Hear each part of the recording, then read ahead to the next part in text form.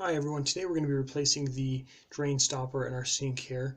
As you can see, as we lift the lift rod here, it doesn't move, it doesn't open, and so as we removed it, we can see that it is not connected to the pivot rod, so we're going to go ahead and reinstall a new pivot rod so that we can get this thing working. Okay, so the first thing we want to do is remove the pivot rod here. This is what lifts the drain stopper up and down. It should go up and down. As you can see, it's not connected here, so we're just going to go ahead and loosen this this wing nut and remove that and see what's going on.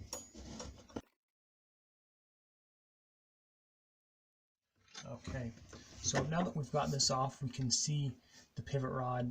It looks like it's totally corroded away there. It should be about that long, a little metal piece that goes into the actual drain stopper and lifts it up and down, but it's completely missing that piece. So to kind of show you how that works, as you put the drain stopper in the sink, then the pivot arm would go in and lift it up and down, but because it's missing that piece, it's not connecting at all. So what we need to do is get a new piece and go ahead and replace that.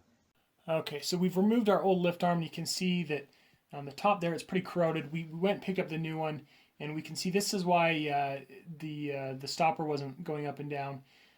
It is completely missing this arm here. So all we really have to do is go ahead and plug this new one in and hook it up, and it should work like new. So again, we're going to go ahead and put the stopper down in the drain. We want to make sure that the arm actually goes in one of the holes and it's not just pushing up underneath. So we'll go ahead and we're going to set that down in there now, and then down underneath we are going to put the arm in the opening in the back of the pipe there. So now we are going to insert the new pivot rod into the back of the pipe. You'll want to test to make sure that it actually goes into one of the holes in the drain stopper so that it will lift the stopper up and down.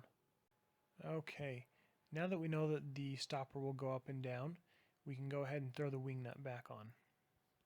Before we put the wing nut on though, we need to remove this little clamp clip here. Just go ahead and squeeze it together, and it should just slide right off the end there, and then we'll go ahead and slide it. Okay, so now that that clips off, we're going to go ahead and throw this wing nut on. We'll just go ahead and slide that on there, and then slide it down.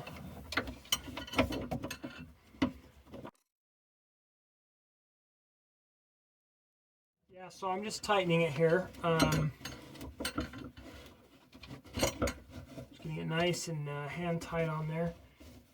Okay, so now that that's all tightened in there, what we need to do is we just want to make sure that we get the pivot rod in the lift there so that it will open and close the stopper correctly.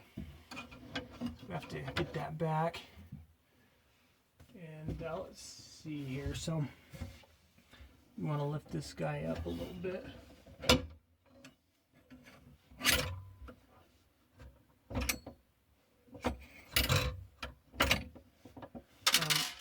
So we kind of got to play with it, make sure it's a good match.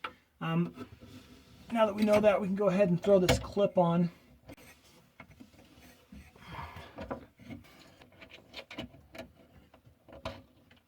So go ahead and slide one side on, and then you can kind of move that up out of the way, and then go ahead and put that back through that lift hole that matched up where you wanted it to go.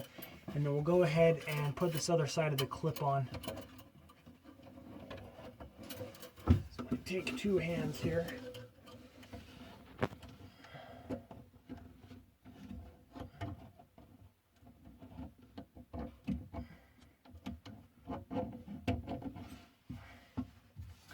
Okay, so once that's on there, we're going to go ahead and check and see if it's lifting in the drain stopper correctly.